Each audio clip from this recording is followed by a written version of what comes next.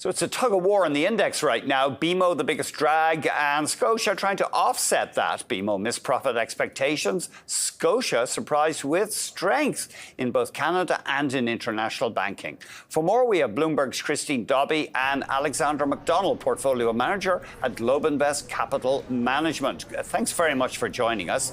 Christine, would you start us off? What were the salient points with Bank of Montreal, please? Hi, Andy.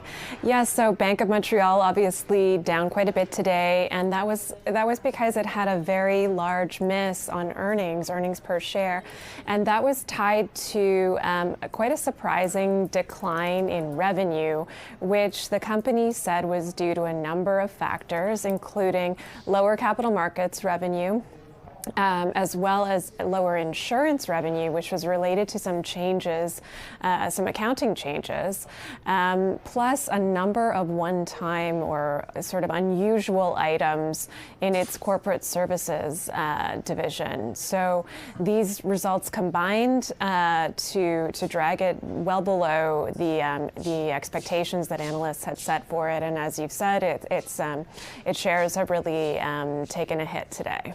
Could you explain one thing to me, Christine? I'm not sure if you've had time to get your head around it, but this levy that other banks, Northern Trust and Wintrust, they also have to pay. This levy U.S. regulators are bringing related to the failure of Signature Bank.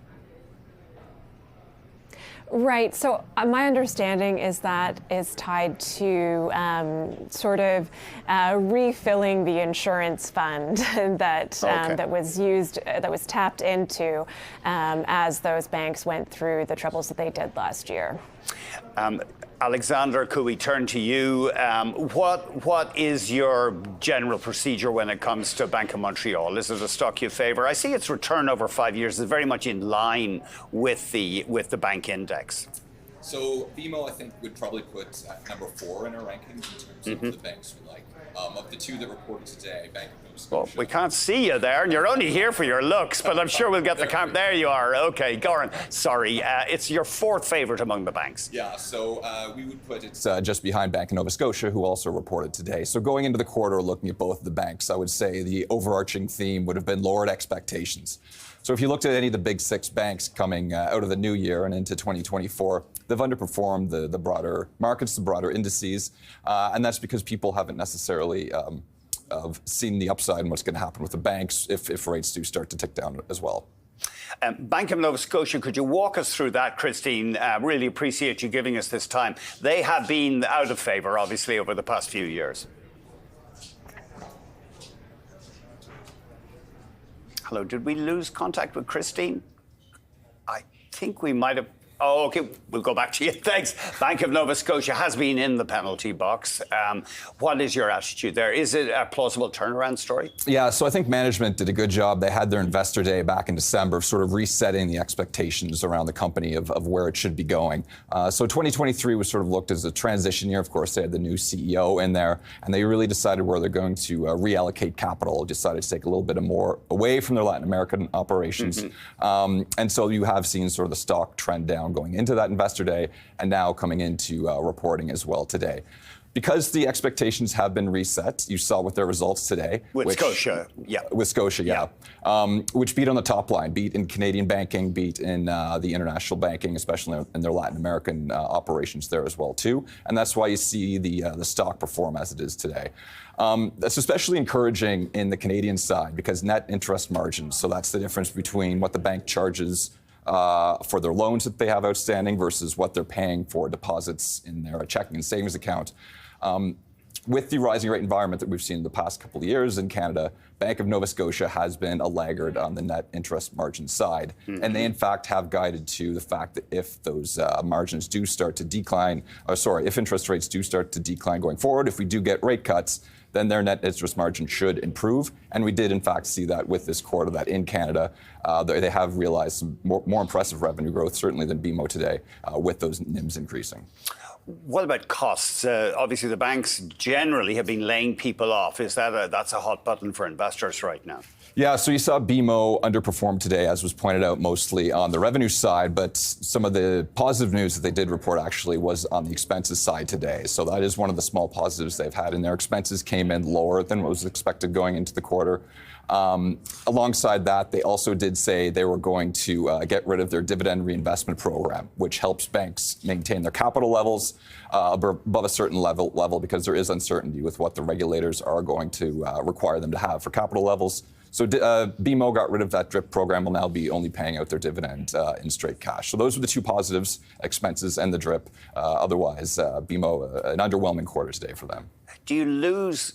I guess some investors are ticked off when they lose the DRIP. It's so handy, but I suppose it's a pretty small part of the shareholder base. It is, yeah. I mean, you're getting those dividends at a discount than what you would normally. So if you're not participating in it, you are missing out on a little bit of upside there. But for the larger shareholder base, you don't want to see management or the company issuing shares at a lower price than what you would be getting otherwise. So for the broader company, it is a positive.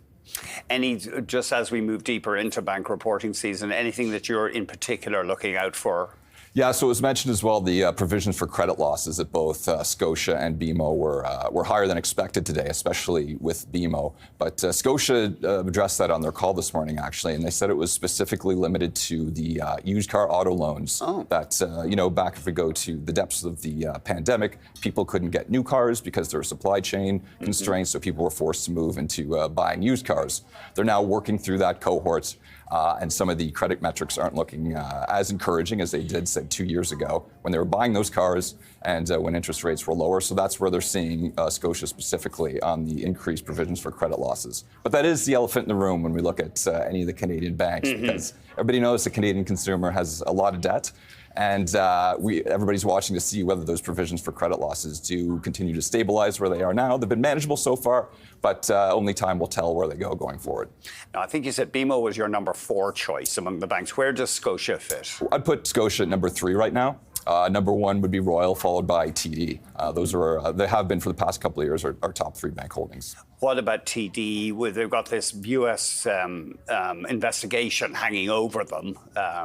We've heard it's to do with possible weak money laundering controls or allegations. Yeah, I think every investor is just waiting, ready for that to be wrapped up. There's been speculation that the fine could be $1 billion, if not more. So nobody's quite sure how to work that into their models, how to discount what they're going to be paying there, and potentially if there is also some other restrictions on them, whether they can go back into the U.S. and grow via further M&A going forward. Everybody's just playing wait and see on that front.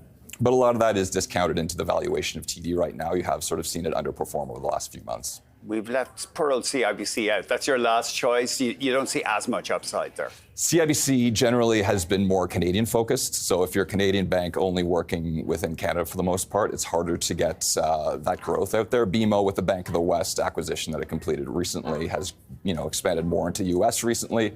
And hopefully we'll see more growth there going forward. Scotia, of course, with its Latin American operations over the long term. Mexico, they say, is a big growth market for it now over the near term. And then Royal has been very international as well, too. So as you sort of work through the list of your options, CIBC sort of falls to the bottom of the list for growth prospects outside of Canada. Yeah. And over time, over the decades, the Canadian banks have been the shares to own. Do you think that's going to return? Yeah, absolutely. I mean, they're an oligopoly, right? It's very hard for a new bank. You saw HSBC come in and try and make a run at it, and they eventually had to leave the country. So it's hard for anybody to come in and compete with these banks. And I don't see that changing going forward, just with the regulation in terms of foreign ownership and foreign capital that can come in to compete. I suppose you've got players like EQB on the margins, but they are very small, relatively speaking. Smaller, and then the Laurentians of the world, too, a little bit more regional. And as we saw in the U.S. this past winter, regional banks aren't necessarily where you want to be in a time of stress. So having these well-capitalized coast-to-coast Canadian banks in an oligopoly, I think over the long term, that should be a strong holding.